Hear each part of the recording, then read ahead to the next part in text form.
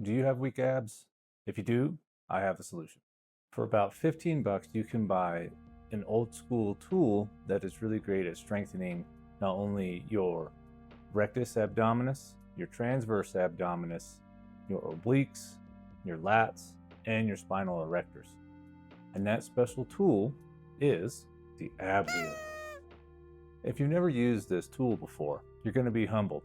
Give yourself a few days after you use it because you're going to be so sore. So when you do this exercise, you're going to want to start by kneeling on the ground, preferably on a pad or a towel or whatever you have. And then you draw a breath into your stomach and you squeeze your abs really tight before you start the movement. Once you have that brace in your core, then you begin to start the movement by pushing your hips forward and rolling your shoulders outward, extending your arms until you're nearly parallel with the ground.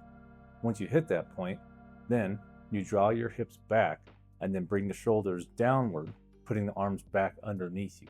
And when you start on the return, don't use just your arms to try to pick yourself up, because you could slip and then hit your face on the ground. And now, if that variation is too hard for now, what you can do is set up the Abwheel either close to a wall or an object and roll into the object until you get strong enough.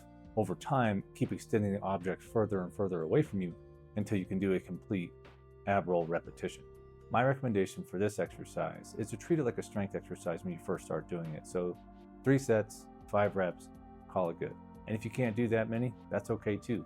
But after you finish your set, rest at least 1 to 2 minutes before starting your next one, because this is a really difficult exercise. So the way that I program my Abwheel exercises to get better at it was I could start out doing 3 sets of 5, and then I would just add reps every workout to the Abwheel until I got to 3 sets of 10. So for instance, let's say you do Abwheel twice a week, and let's say on the first day you did 3 sets of 5.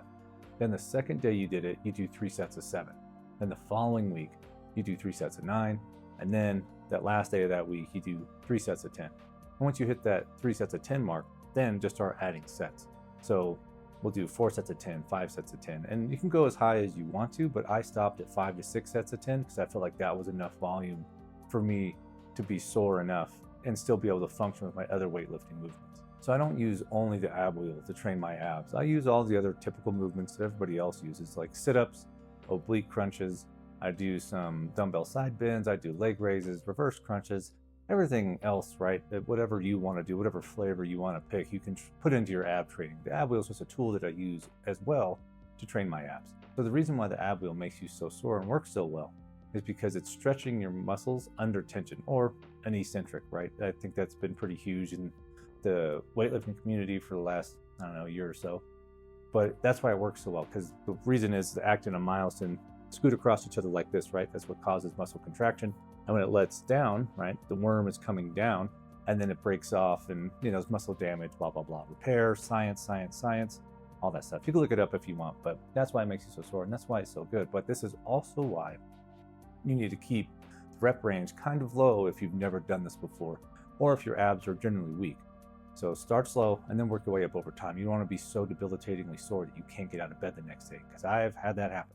Another thing this is for me specifically, when I do the Abwheel a lot, I notice that I get really bad tendonitis in my elbow up here. I think it's called tennis or golfer's elbow, one of the two. And I found what works for me to stop that pain is, instead of holding onto the Abwheel straight on, I'll let my wrist flex like this and do my reps that way. And that seems to help me not get any pain in my elbows when I do this exercise. For you, you'll probably find doing like this. If you notice tendonitis, try it like this and see if you can do it that way. Maybe that'll take some of the tension off that elbow for you. So in closing, if you have like 10 or 15 bucks or whatever this thing costs at Walmart, or if you want to buy it off Amazon or wherever you pick it up from, these tools are really great, really inexpensive, and they last a really long time. I bought this one from Walmart like years ago, and even the foam is still good on it. So snag one of these tools, give it a try, add it into your workout, and let me know what you think, and I hope it makes you stronger. And if you came by and you watched this and you appreciated it, I appreciate you. So I'll see you guys in the next one.